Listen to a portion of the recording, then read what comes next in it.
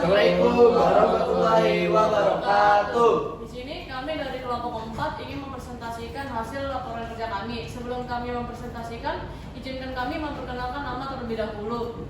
Perkenalkan, nama saya Sefi Firmanababan dengan NIM 2923011. Nama saya Julfan Fatabila dengan NIM 2923021. Perkenalkan, nama saya Dimas Rosyanto dengan NIM 2923044.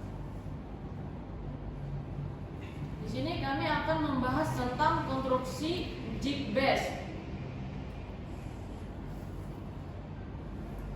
Jig dan fixture terdiri dari 3 komponen utama. Yang pertama tuh ada stand-nya berada di sini. Stand itu adalah kaki-kaki dari jig dan fixture yang berfungsi sebagai penyangga base dan lokator. Yang kedua ada base. Base-nya ada di sini. Base adalah komponen dari jig dan fixture yang berfungsi sebagai dasar penempatan lokator. Yang ketiga ada lokator. Lokator komponen yang menjamin posisi benda kerja dan kemudahan dalam proses loading dan unloading.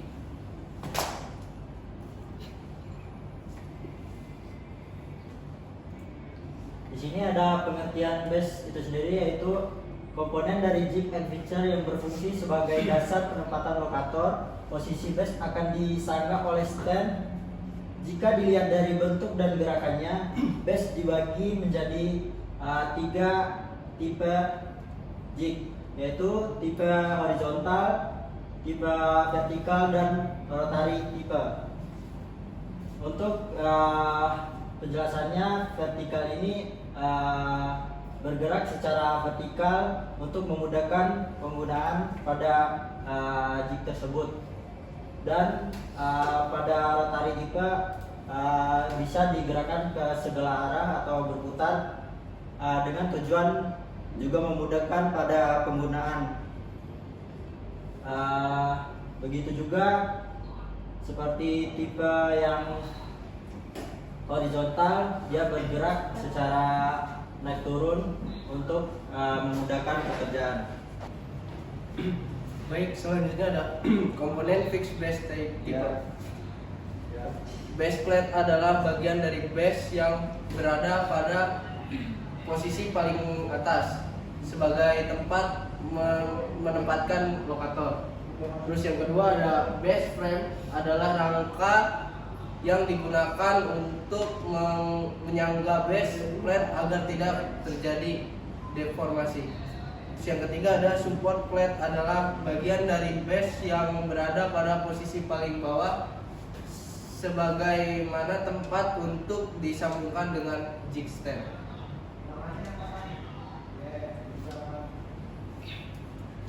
Sebelum kita mendesain base plate, kita harus mengetahui langkah-langkah yang harus kita ketahui. Yang pertama, memastikan posisi lokator, body atau lokator anchor. Yang kedua, menentukan ukuran base, panjang dan lebar platnya. Yang ketiga, menentukan tebal base plate. Yang keempat, menggambar base plate.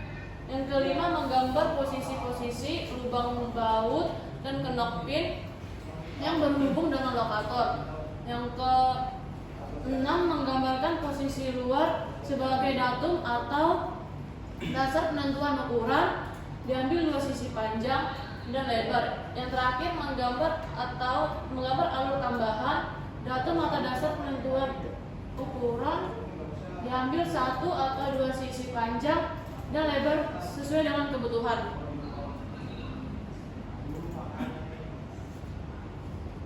Selanjutnya di sini terdapat langkah-langkah yang harus dilalui untuk mendesain base frame.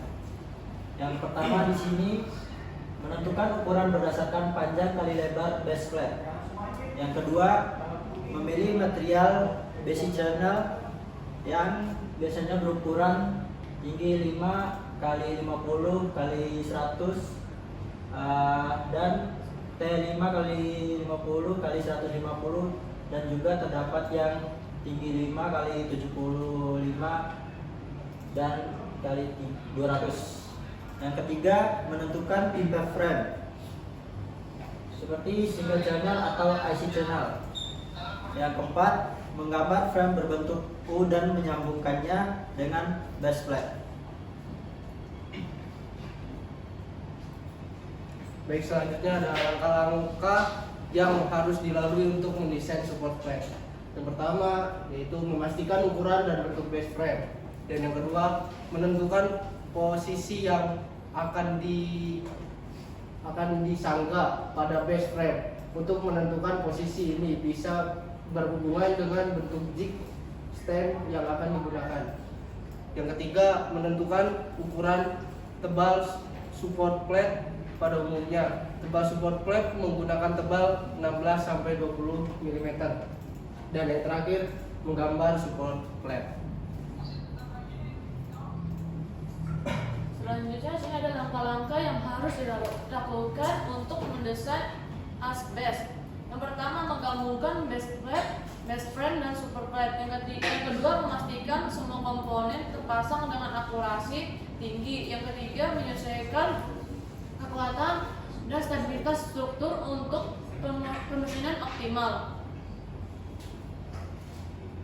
Selanjutnya ada tugas tambahan lagi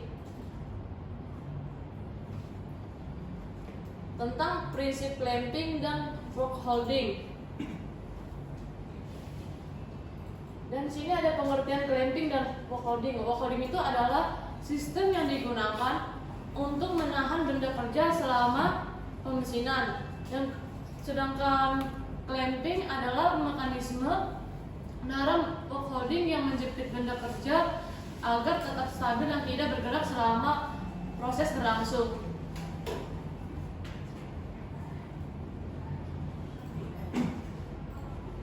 Selanjutnya ada tujuan clamping dan fork holding. Yang pertama yaitu menjaga posisi benda kerja secara aman terhadap lokator. Yang kedua, mencegah pergerakan benda kerja akibat gaya pemotongan. Yang ketiga, memungkinkan pemuatan dan pembongkaran benda kerja dengan cepat. Yang terakhir, menghindari deformasi atau kerusakan benda kerja itu sendiri. Baik, selanjutnya ada aturan dasar dalam clamping. Yang pertama yaitu clamping harus bersentuhan dengan titik paling kaku pada benda kerja. Dan yang kedua, lokasi clamping tidak boleh mengganggu operasi alat atau mesin. Yang ketiga, harus mempertimbangkan gaya pemotongan, cutting force. Dan yang keempat, harus cukup kuat tetapi tidak menyebabkan deformasi benda kerja. Dan selanjutnya di sini ada jenis-jenis clamping force. Tool force adalah gaya yang dihasilkan oleh hasil pemotongan. Sedangkan clamping force adalah gaya yang dibutuhkan untuk menahan bagian terhadap lokator. Dan itu yang atas gambar tool force, yang bawah gambar clamping force. Di sini terdapat tipe clamp. Yang pertama, strap clamp adalah jenis clamp paling sederhana yang digunakan untuk jig and feature. Yang kedua, terdapat screw clamp yang merupakan proses kerja yang menggunakan ulir untuk memberikan gaya jepit. Baik, selanjutnya nomor 3 yaitu ada swing clamp, menggabungkan screw clamp dengan lengan ayun yang berputar pada stud pemasangannya. Dan yang keempat ada hook clamp, mirip dengan swing clamp namun ukurannya lebih kecil. Selanjutnya yang kelima ada quick acting knob yang berguna untuk meningkatkan output alat berbiaya rendah saat tekanan dilepas. Knob ini dapat diminimkan dan digeserkan dari stud. Yang keenam ada cam action clamp. Adalah proses kerjanya menggunakan mekanisme cara untuk menjepit benda kerja.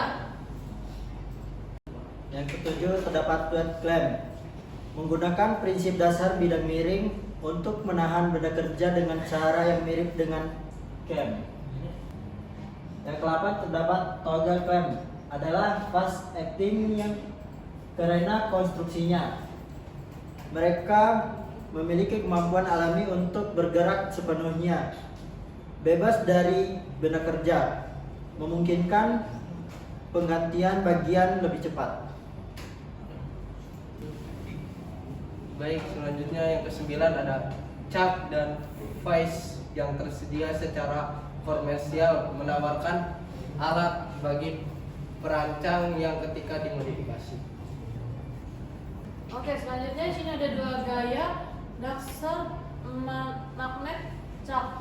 Yang pertama ada elektromagnet chuck, yang elektromagnetic chuck dioperasikan secara elektrik. Yang kedua ada permanen magnet chuck, yang dimana permanen magnet chuck ini menggunakan tuas mekanis, handle atau perangkat lain untuk mengaktifkan magnet.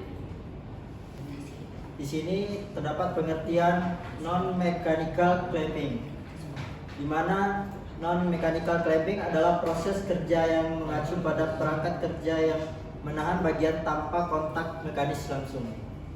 Baik, selanjutnya di sini ada dua bentuk utama, mechanical clamping dan manufaktur. Yang di sebelah sini yaitu magnetic clamping, yaitu menggunakan gaya magnet untuk menahan benda kerja. Dan yang di sampingnya ada vacuum clamping, yaitu menggunakan tekanan vakum untuk menahan benda kerja, cocok untuk bahan non magnetik. Sekian dari presentasi kelompok kami. Bila ada salah kata mohon dimaafkan. Assalamualaikum Assalamualaikum warahmatullahi wabarakatuh.